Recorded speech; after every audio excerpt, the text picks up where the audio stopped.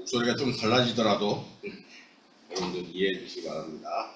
예, 올해 시부도를 통해 우리의 혹은 기독교 신앙에 대해 생각해 보고자 했던 것이 벌써 2주가 지났습니다.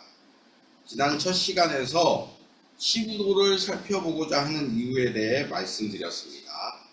시부도가 이야기하고 있는 진리 혹은 자신을 찾아가는 여정이 우리 기독교에는 없는가 하는 부분을 살펴보았습니다. 그때의 결론은 자신을 성찰하지 않는 사람은 작은 윤석열로 살게 된다는 아주 거친 이야기를 드렸습니다. 진리라는 거대한 이야기 이전에 시부도의 또 하나의 기능인 자신을 성찰하는 것에 초점을 두고 말씀드린 것입니다. 얼마나 여러분께 다가갔는지는 모르겠지만 자기 성찰이라는 단어 하나는 꼭 기억해 주셨으면 좋겠습니다. 이제 오늘부터 시부도의 각 단계에 대해 이야기하겠습니다. 지난번에 또 하나 말씀드린 것이 이 시부도의 각 단계를 해설한 것이 두 개 전해져 오고 있다는 사실입니다. 바로 보명선사와 곽암선사의 개송입니다. 오늘 순서지 제일 마지막에 보면 있습니다. 그걸 참고하시면서 함께 들어주셨으면 좋겠습니다. 예, 보명선사는 첫 단계를 미목이라고 제목 붙였습니다. 그리고 이보다 후대에 속하는 곽암선사는 심우라고 했습니다. 개송의 제목이 어떻든 첫 번째 단계에는 모든 수행의 출발점을 보여줍니다. 이 첫 단계에 대해 두 선사가 남긴 개송을 먼저 살펴보겠습니다. 보명선사는 이렇게 노래했습니다. 막막한 들판을 헤매며 찾아다니나니 넓은 하늘 아래 들판은 끝없이 펼쳐져 있고 초목이 무성한 곳에서 소를 찾아 헤맨다. 곽암선사는 이런 개송을 남겼습니다. 광야를 향해 머리를 들고 풀을 뜯으며 아득한 구름 속에서 떠돌아다니네. 아무리 멀리 가도 길을 잃지 않으리라. 여러분들 딱 들으시기에도 분위기가 똑같은 첫 번째 단계를 이야기하는데 굉장히 다르다는 느낌을 받으셨을 것 같습니다. 보명선사는 진리를 찾아 나선 구도자의 혼란스럽고 불안한 마음을 강조했습니다.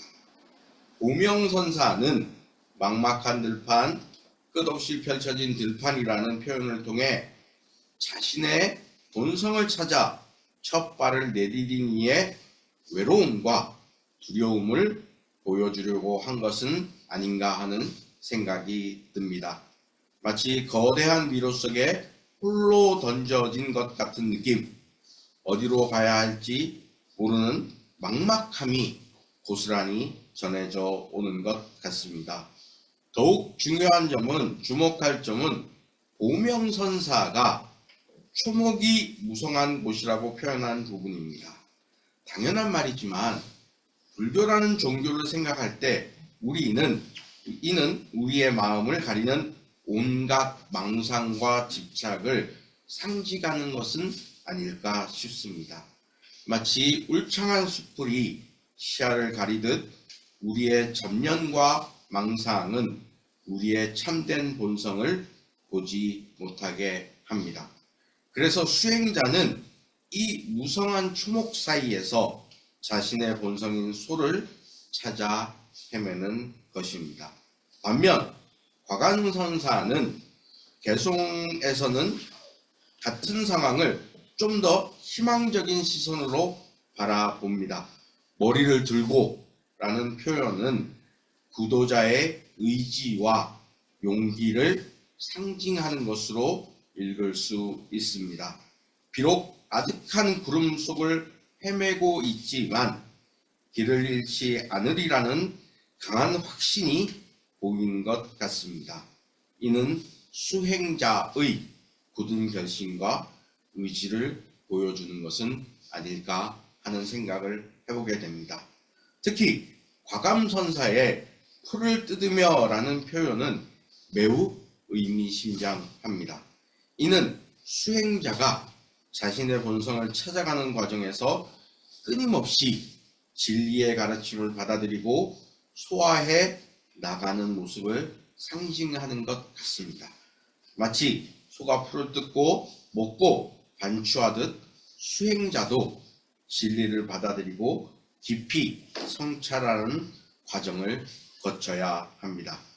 짧게 소개드렸지만 여러분들은 어느 쪽에 속하시는지 한번 살짝 생각해 보셨으면 좋겠습니다. 이 두 개송의 차이점은 매우 흥미롭습니다. 같은 수행의 시작점을 두고 한 선사는 불안과 혼란을, 다른 선사는 희망과 확신을 노래했기 때문입니다. 하지만 이는 모순되는 것이 아니라 오히려 진리 추구의 본질적인 두 가지 측면을 동시에 보여주는 것으로 보입니다. 근데 저같이 극단적인 사람은 꼭 하나를 선택하게 되어 있습니다. 저는 공명선사 쪽인 거. 약간 불안해요. 불안할 때가 많아요.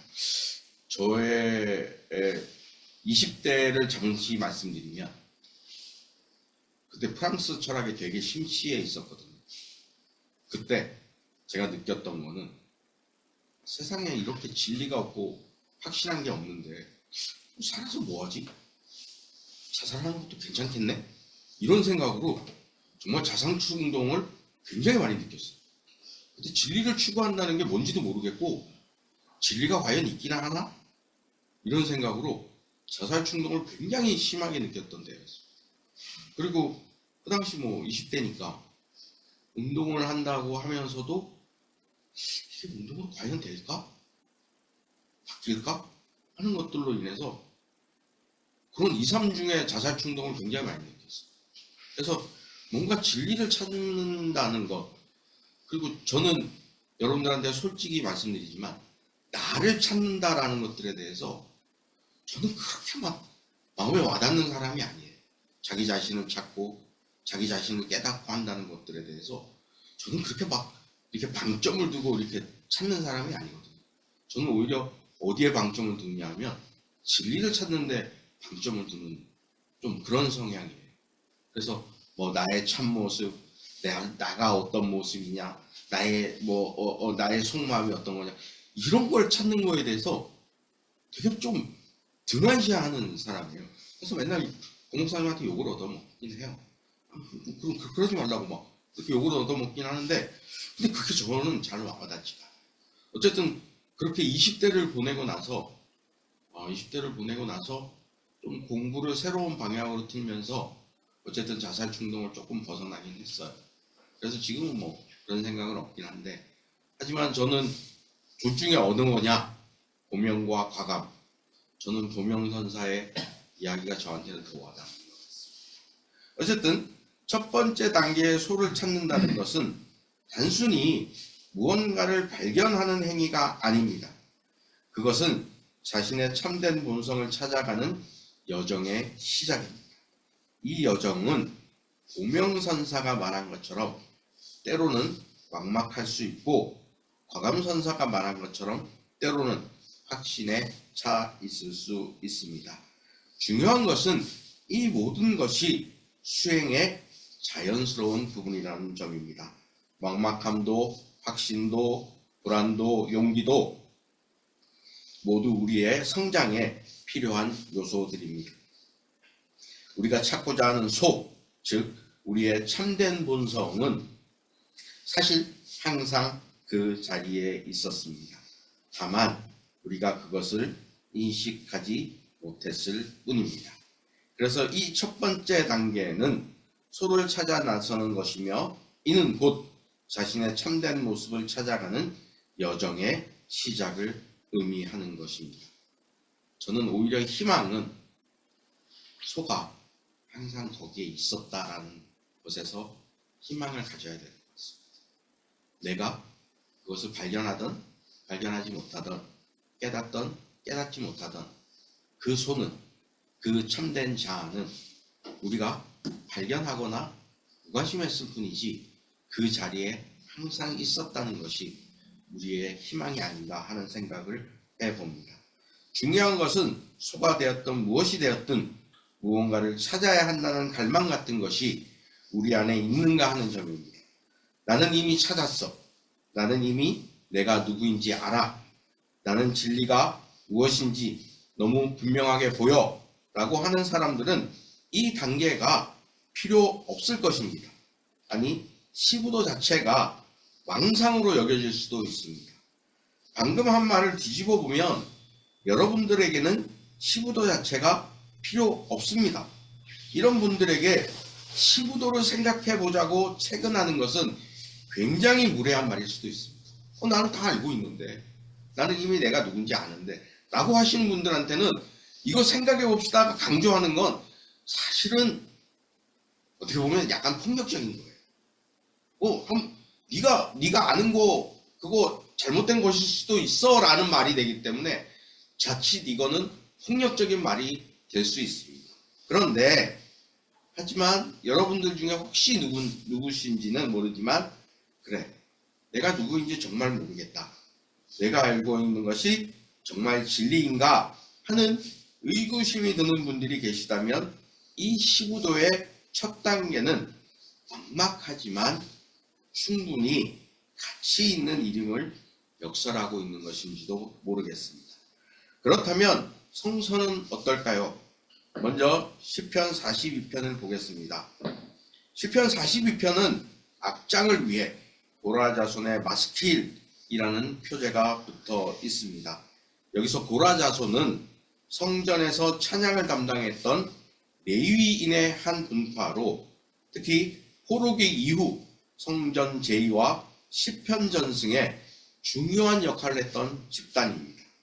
시편 42편을 포함한 시편은 전체 5권으로 이렇게 분류되는데요. 그래서 세 번째 권인 42편에서 89편은 바벨론 포로기 이후 특히 제2성전 시대에 편집되어 있는 것으로 보는 것이 현대 성서학계의 일반적인 견해입니다. 따라서 우리는 시편 42편을 포로기 이후 성전 예배를 그리워하는 어느 시편 기자 혹은 공동체에 의해 기록되었을 것으로 추정할 수 있습니다. 이러한 관점에서 볼 때 저는 무리와 함께 하나님의 집으로 행진하기 위해 분주히 움직였나이다. 기쁨과 감사의 목소리로 많은 사람들이 축제를 즐겼나이다 라는 시편 42편 4절은 단순히 과거의 영광스러운 예배 경험을 회상하는 것 이상의 의미를 지닙니다.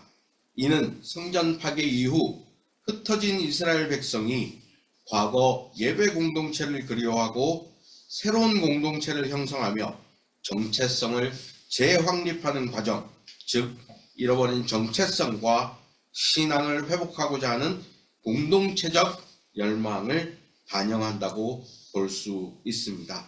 오늘 우리가 읽은 본문은 아니지만 이어지는 5절에서 시편 기자는 내 영혼아 내가 어찌하여 그렇게 낙심하며 어찌하여 그렇게 괴로워하느냐 너는 하나님을 기다려라 라고 스스로 독려합니다. 이는 고명선사가 말한 막막한 들판의 상황과 닮아 있습니다. 성전이라는 구체적 장소에서 느끼던 하나님의 임재를 잃어버린 시인과 공동체의 상실감은 자신의 본성을 찾아 헤매는 구도자의 심정과 맞닿아 있습니다. 특히 시편 42편과 43편이 원래 하나의 시였을 가능성을 고려한다면 분리와 통합의 과정을 통해 찾음과 회복의 주제가 더욱 강조되었을 수 있습니다. 이러한 편집 과정을 염두에 두고 시편 42편을 읽을 때 우리는 찾음의 여정이 개인의 갈망을 넘어 공동체의 잃어버린 정체성과 신앙을 회복하고자 하는 열망과 연결되어 있음을 발견하게 됩니다. 또한 고린도전서 13장은 바울이 고린도 교회의 분열 상황을 다루는 맥락에서 등장합니다. 당시 고린도 교회는 은사주의적 체험을 둘러싸고 심한 갈등을 겪고 있었습니다. 여러분들 바울의 서신을 읽을 때마다 보시면 아시겠지만 현대교회가 안고 있는 모든 문제들은 초대교회 때 다 있었습니다. 우리가 이상한 게 아닙니다. 초대교회 때부터 이상한 집단이었습니다. 거기에 모든 해답이 있습니다. 저는 그렇게 생각해요. 이러한 갈등이 일어나는 것을 우리가 아직은 거울을 통해서 흐릿하게 보고 있지만 이라고 바울은 표현하고 있습니다. 특히 이 구절에서 바울이 사용한 거울이라는 표현은 당시 고린도가 청동 거울의 주요 생산지였다는 점에서 더욱 의미심장합니다. 청동 거울은 오늘의 거울과 달리 형상을 흐릿하게 비추었고 이는 청중들의 일상적 경험과 직결되는 비유였습니다. 청동을 정말 엄청나게 열심히 갑니다. 뭔가를 비춰볼 수 있도록 열심히 갑니다. 그래서 그걸 거울로 사용했거든요. 그런데 그렇게 열심히 갈아도 흐릿할 수밖에 없습니다. 청동이기 때문에. 오늘 같은 거울이 아닙니다. 과감선사의 아득한 구름 속이라는 표현과 마찬가지로 바울은 현재의 불안정한 인식 상태를 인정하면서도 그때에는 얼굴과 얼굴을 마주하여 보게 될 것이다 라는 희망을 제시합니다. 누가복음 15장의 잃어버린 동전의 비유는 특별한 사회문화적 맥락을 가지고 있습니다. 여러분도 많이 들어보셨겠지만 여기서 등장하는 드라크마 동전은 당시 여성의 결혼 지참금의 일부였을 가능성이 높습니다. 따라서 이 동전은 단순한 금전적 가치를 넘어 여성의 정체성과 결혼관계의 상징이었습니다. 게다가 등불을 켜고 라는 표현은 당시 팔레스타인 서민 가옥의 작은 창문과 어두운 실내 환경을 반영합니다. 사실 이런 말씀 드리면 또 옛날 사람이라고 뭐라 하시겠죠. 우리 때요. 제가 자랄 때만 해도 정전이 자두이더라고요. 그래서 집에 항상 초를 비치해 두고 있었습니다. 그래서 정전이 되면 초 켜고 말고 했거든요. 어쨌든 이때는 뭐 전기라는 건 상상할 수도 없으니까 늘 등불이 준비되어 있었어요. 그런 상황이 너무 잘 보이는 겁니다. 자신의 정체성 상실의 직면에 찾아야 한다는 강력한 갈망이 엿보입니다. 이는 고명선사가 말한 초목이 무성한 곳처럼 진리를 가로막는 장애물의 상형과 연결됩니다. 이 세 본문은 각각 다른 역사적 맥락에서 쓰여졌지만 모두 찾음이라는 보편적 인간 경험을 다룹니다. 포로기 이후에 시편 기자는 잃어버린 성전 예배를, 1세기 사도 바울은 온전한 진리 인식을, 누가복음의 비유는 잃어버린 정체성 회복을 이야기합니다. 이는 시구도 첫 단계에서 말하는 소를 찾는 여정과 깊은 연관성을 가집니다. 특히 주목할 점은 이 본문들이 모두 개인적 차원을 넘어 공동체적 맥락을 가진다는 것입니다. 시편은 성경 공동체의 예배를, 고린도전서는 교회 공동체의 일치를, 누가복음은 잃어버린 정체성을 찾는 것을 보여줍니다.